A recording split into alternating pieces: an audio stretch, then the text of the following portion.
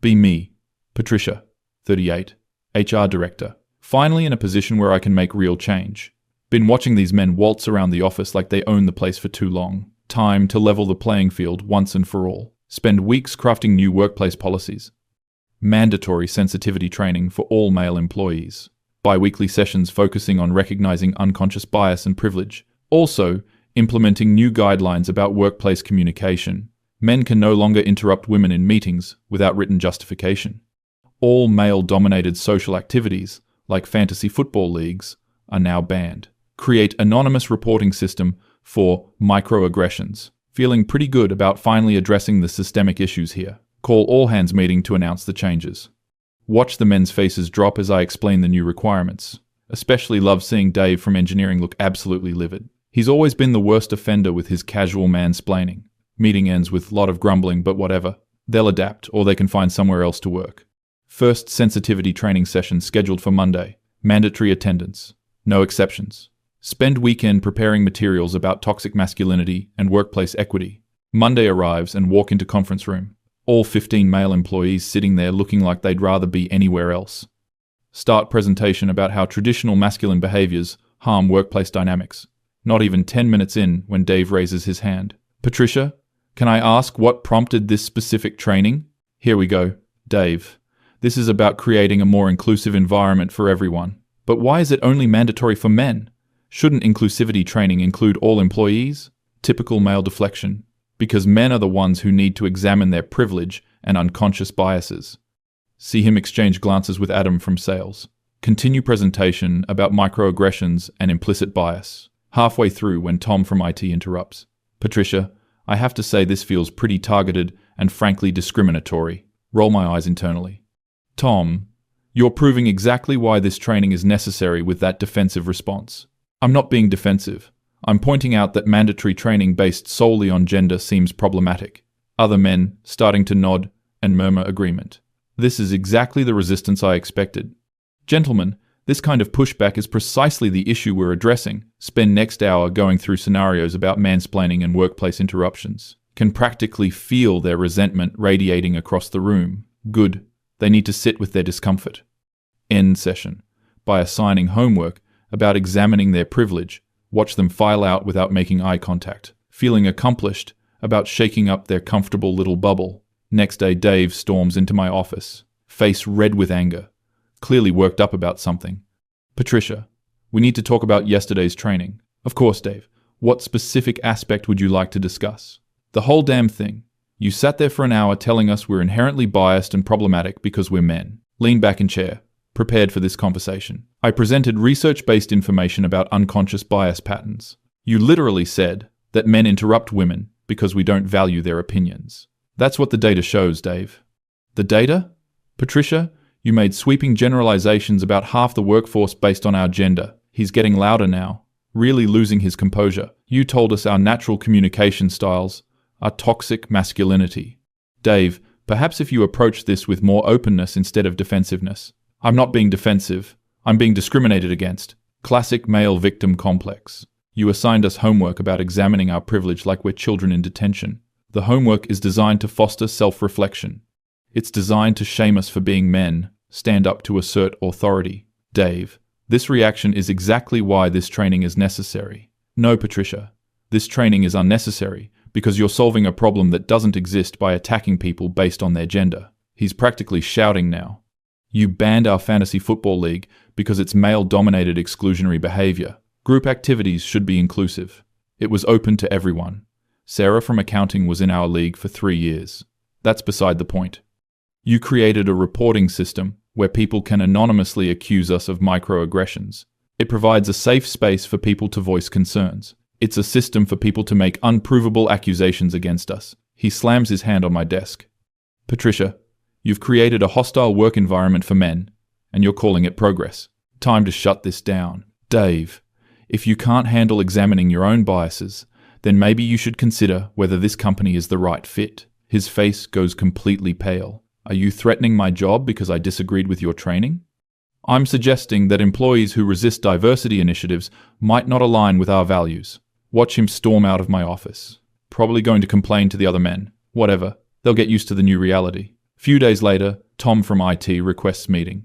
Walks in, looking serious, like he's prepared for confrontation. Patricia, I want to discuss the new policies you've implemented. Which specific policies, Tom? All of them, but especially the communication guidelines. Here comes another mansplain session.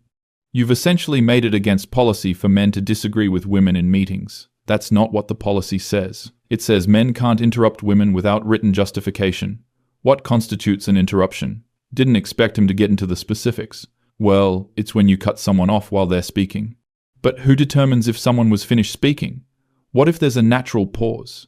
These men always trying to find loopholes. Tom, the policy is about respect and ensuring women's voices are heard. But what about when women interrupt men? Is that also against policy? Tom, women have been systematically silenced in workplace environments. That doesn't answer my question. Are women subject to the same interruption policy? Getting frustrated with his literal interpretation. The policy addresses a specific power dynamic, so it only applies to men interrupting women, not the other way around. Tom, you're missing the bigger picture here. No, Patricia. I'm asking for clarification on a policy that affects how I can communicate at work. He's leaning forward now, getting more animated. You've made it so I have to think about my gender before I speak in any meeting. Maybe that level of mindfulness is exactly what's needed. Mindfulness? Patricia, I have to calculate whether my participation in discussions might be perceived as aggressive or mansplaining. If you're worried about mansplaining, then maybe examine why you feel the need to explain things to women. See his jaw clench at that. I explain things to everyone when it's part of my job in IT support. But do you explain things the same way to men as you do to women? Yes, because my job requires me to communicate technical concepts clearly. He's raising his voice now. You've turned basic workplace communication into a minefield where I'm presumed guilty of sexism. Tom, if you approach conversations with respect and awareness. I've always been respectful, but now you're telling me my gender makes me inherently disrespectful. Stand up to end this conversation. Tom, I think you need to do some self-reflection on why this feels threatening to you. It feels threatening because you've created policies that target me based on my gender. Watch him leave, clearly agitated. These men really can't handle having their privilege challenged. Next week, Adam from sales shows up at my door, looking absolutely furious. More angry than I've ever seen him. Patricia, we need to have a serious conversation. Please sit down, Adam. I'll stand, thanks. This won't take long. Oh, great. Another angry male tantrum incoming. I've been here for 8 years. Never had a single complaint about my conduct. Adam, this isn't about individual complaints. Let me finish. In 8 years, I've mentored 6 junior employees, 3 of them women. That's great, Adam, but I said let me finish, Patricia. His tone is ice cold. Those women I mentored, they all got promotions. They all moved up in their careers. Mentorship is important, but it doesn't address systemic issues. What systemic issues, Patricia? Show me the data. Wasn't expecting him to ask for specifics. There are well-documented patterns of workplace bias. Show me our data. Show me evidence of bias at this company. Adam, bias doesn't always show up in obvious ways. So, you're implementing mandatory training and policy changes based on what might be happening? He's getting louder, more confrontational. You banned our fantasy league. You know who else was in that league? Jennifer from marketing, Lisa from finance, Rachel from customer service. The activity had exclusionary elements. What exclusionary elements? We literally recruited people to join. Slam my hand on desk. Adam, you're being deliberately obtuse about the issues. No, Patricia, you're being deliberately vague about your justifications. He starts pacing back and forth. You implemented anonymous reporting for microaggressions. You know what's a microaggression now? Any behavior that subtly communicates bias. According to your training materials, making eye contact with women is potentially aggressive. That's taken out of context. And not making eye contact shows disrespect. You've made it impossible to interact normally. Getting really tired of his hyperbole. Adam, you're exaggerating the guidelines. Am I? Because yesterday I got an anonymous report for holding the door open for Sarah. That stops me short. Someone reported you for opening a door. Apparently it was benevolent sexism that implied she couldn't open it herself. Okay, that seems like an overreach, but the system is working. Adam, perhaps the person who reported it felt infantilized. Or perhaps your system encourages people to find offense where none exists. He's practically shouting now. You've created an environment where normal human courtesy is scrutinized for hidden bias. Maybe examining our unconscious motivations is exactly what we need. My unconscious motivation for holding a door is basic politeness. I hold doors for everyone. He stops pacing, and faces me directly. Patricia, you've made it clear that being male makes me inherently suspect. That's not what I've said, it's what you've implemented. Every policy targets men specifically, because men hold structural advantages. What structural advantages do I have that my female colleagues don't? This is basic feminism 101. Adam, you benefit from centuries of male dominance. I benefit from my work ethic and sales performance. Just like everyone else here. Typical individual success narrative, ignoring systemic factors. You're missing the larger patterns of inequality. I'm asking you to show me inequality at this company, and you keep talking about abstract concepts. He leans on my desk. Patricia, you've decided we're guilty of something we haven't done. I've implemented evidence-based practices. Based on evidence from where? Show me one instance of documented bias here, getting flustered by his demands for specific examples. Adam, just because bias isn't reported doesn't mean it doesn't exist. So you're solving an invisible problem with visible discrimination against men. It's not discrimination to address inequality. It's discrimination to treat people differently, based solely on their gender. He straightens up. Patricia, I've tried to understand your perspective, but this has gone too far. Adam, if you can't adapt to a more equitable workplace. Equitable. You've made it policy that my gender determines how I can behave. Watch him head toward the door. Adam, change is never comfortable.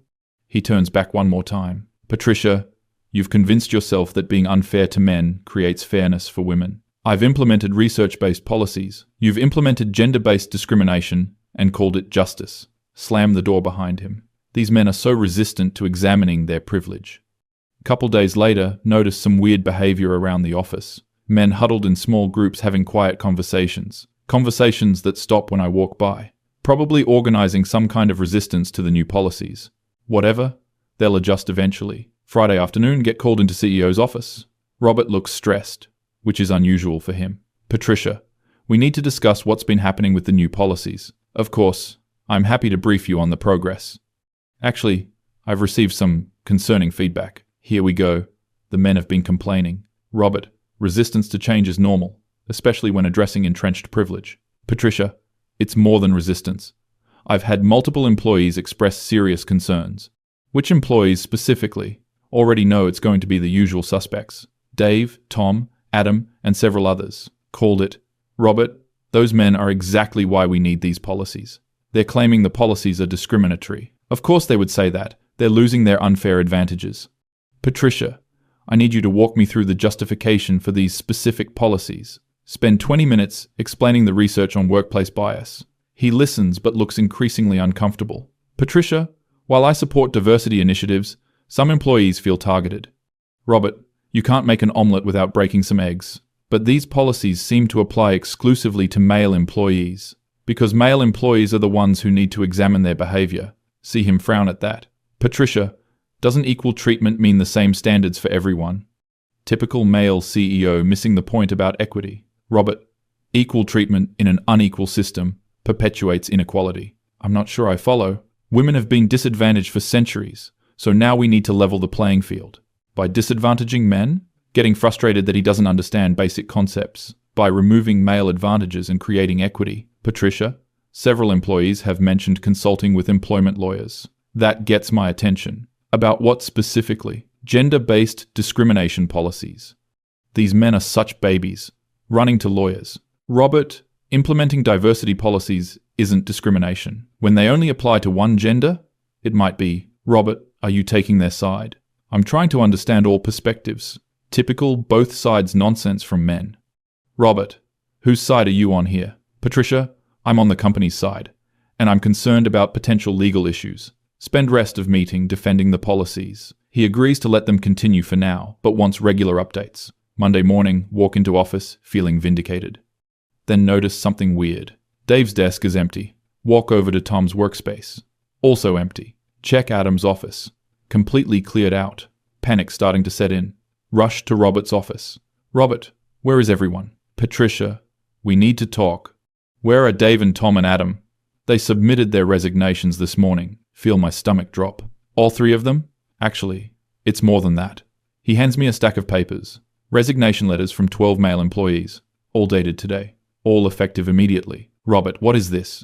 It's exactly what it looks like. Scan through the letters quickly. Each one cites discriminatory workplace policies as reason for leaving. They can't all just quit.